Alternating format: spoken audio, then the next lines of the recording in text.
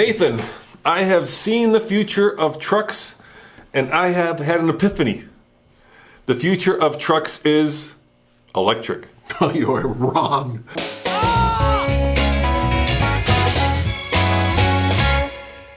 I will prove it to you. In this video, I will prove to you that the future of pickup trucks specifically is electric. Let's start with the companies that have committed to building electric trucks. Or perhaps should be committed. No, these are the companies that actually have either rolled out or have said that they will build electric trucks. And I will name at least 7 of them. Okay, go for it.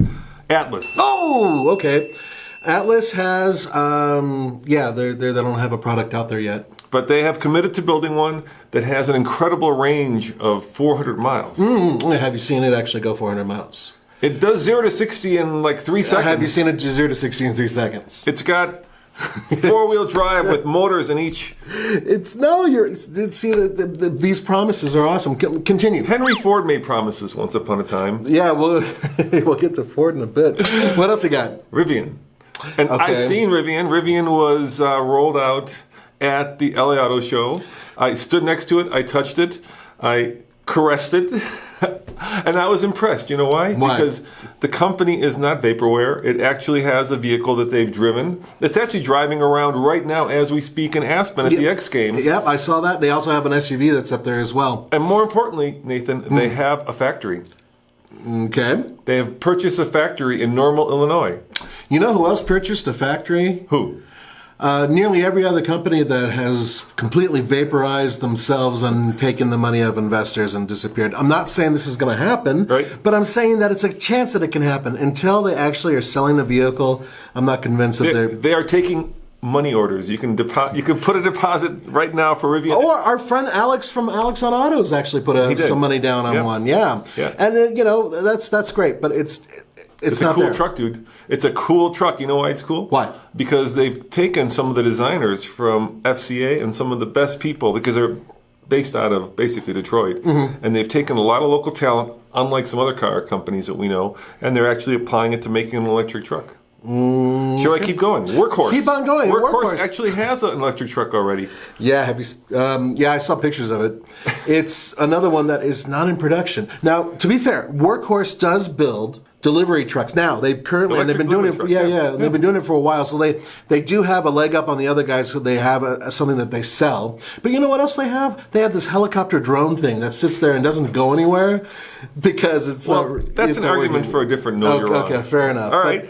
How about Tesla? Tesla now has not 1, not 2, but 3 electric cars, and they have actually rolled out an electric truck already, and there are big companies putting money down on their truck because they know that the future is electric. Yeah, with the big truck, and then they're talking about a pickup truck, none of which has been seen. Well, the big truck has. Yeah. And it's actually out there driving around. I'm really curious to see what happens when it costs $150,000 to buy a base model pickup truck from Tesla. All right. That's if they actually get it done in the next 5 years. No, you're right.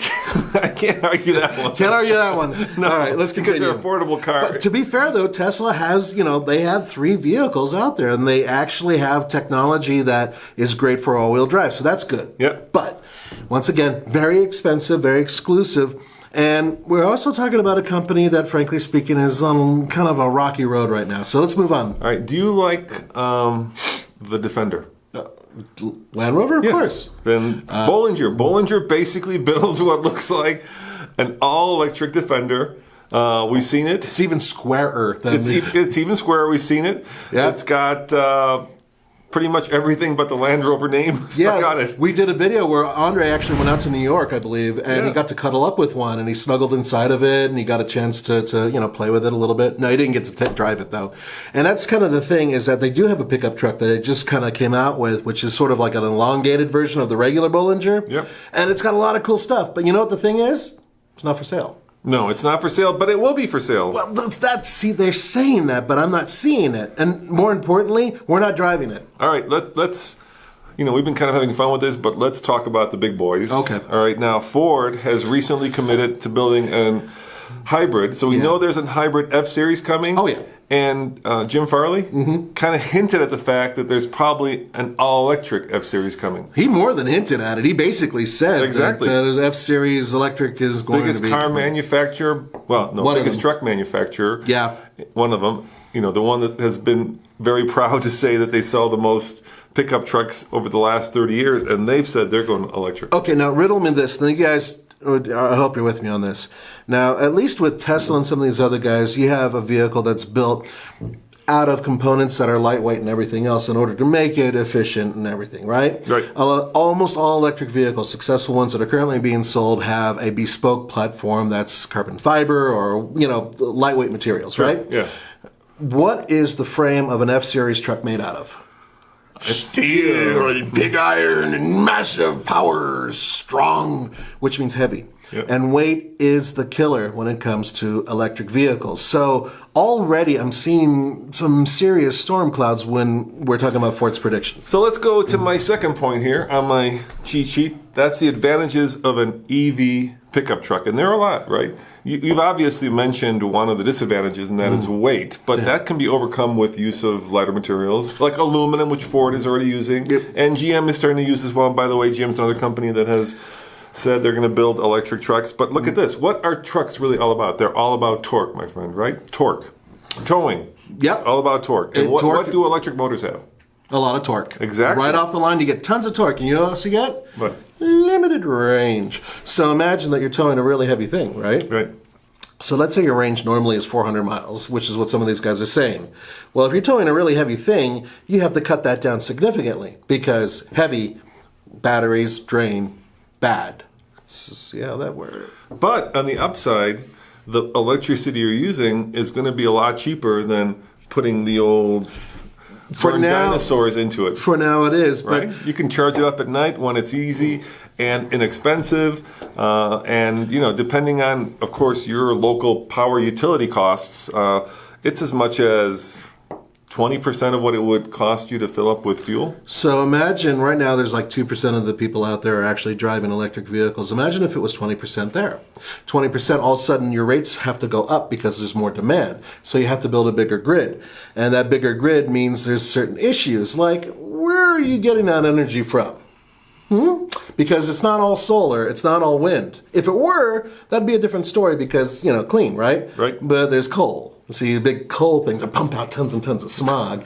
And that, if you're using that to fill your electric vehicle, kind of takes away from the whole green point. You know what I mean? So until we have a grid that is running on solar and natural gas and wind and all that and not coal, that argument sort of doesn't really work. And also it has to be a much bigger, much more robust grid. Let me give you another argument that I think works. Utility, right? For instance, the Bollinger has a pass-through front because there's no engine, right? Right. So if you're carrying, let's say, a big steel girder or a big chunk of or a big chunk of drywall, in the Bollinger, you can actually open up the front and put it right through. Yeah, you can. Of course, you'll decapitate the driver, but well, it's depending. Like for instance, a solid steel pole. Exactly, put it through like what Andre uses to pole vault when he works out.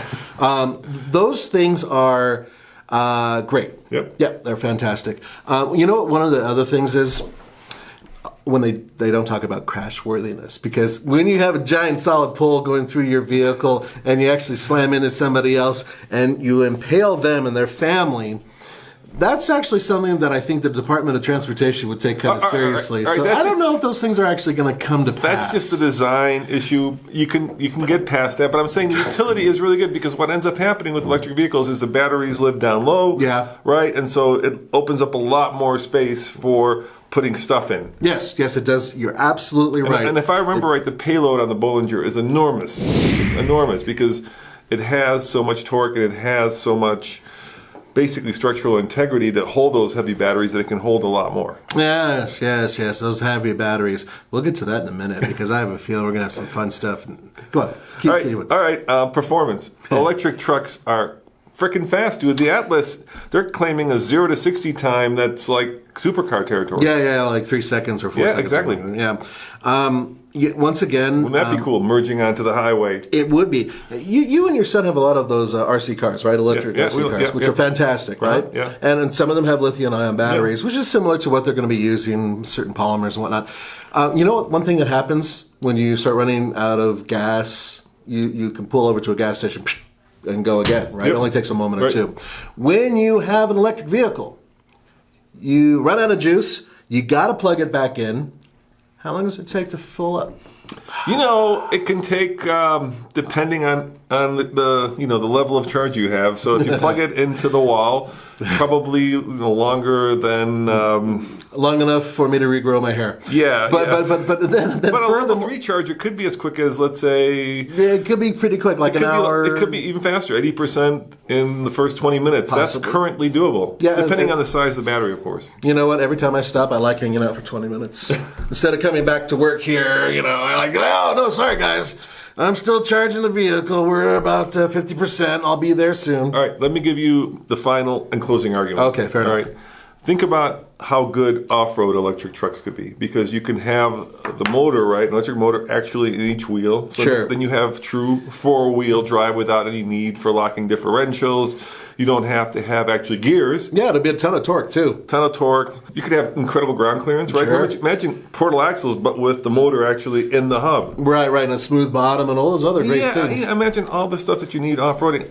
Perfect if it's an EV. You know what's really cool? What? Being able to tow a large solar array behind your vehicle when you're going off the beaten path. Because just in case you're in the middle of the woods, going off-road and banging around, or let's say Moab. Let's just say Moab, okay? All right, let's say Moab. So let's say we're in Moab, and let's say we're going around and Hell's Revenge, da-da-da-da-da-da. Oh, I'm about to run out of juice. Well, hey, guys, could you hand me a gas can so I can power up my generator, so I can power up my electric vehicle? All right, granted, you probably can't plug an electric truck into a tree. No, you really can't. And it's going to take forever for mom and pop gas stations to eventually adopt having some sort of charger. So even if you're sort of near a small town, there's a really good chance that you're not going to be able to pop in your thing to a Class 4 charger or whatever and have it charged in a minute. But I still think that for off-roading, an electric truck would be way cool because it would have everything that you need, not only for going off-road. Okay, maybe not fording water. I just thought about that. Is water and electricity mix? Well, you actually did that, though, in the Jaguar, right? Didn't you go through a puddle? It was a, yeah. Then they spit on the ground and say, drive through that, and you just kind of went through I suppose you could seal the battery and... You could do it with the little RC cars. And look, the greatest thing about an electric truck right now, it's not a huge deal to replace a battery pack, but I can imagine a moment where battery packs are actually relatively easy to replace, right? Like they slide in and they slide out. Well, Tesla's been playing with that with their own little thing. So granted, you can't plug one into a tree, but you could certainly be able to take one and replace it with another one if you need to go more than whatever the potential range is. Let's say realistic potential range of an off-road truck is 200 to 250, which is a lot. That's a lot of off-roading, right? That's great off-roading. It's just how difficult it's going to be to tow it out of Hell's Revenge when it runs out of juice. Or how difficult it's going to be to open up that solar array and go, okay, guys, give me 3 days and we'll be ready to go again.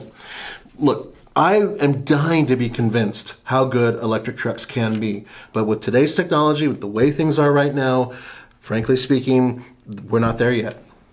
Well, there you have it, guys. Both sides of the electric truck argument. We really want to know in the comments below, am I right and is Nathan wrong? Or am I absolutely right and Roman seriously needs to go on a vacation? No, you're wrong. Thanks for watching, guys. Remember, check out tfltruck.com for more news, views, and, of course, electric truck previews. See you guys next time. Ciao. Bye.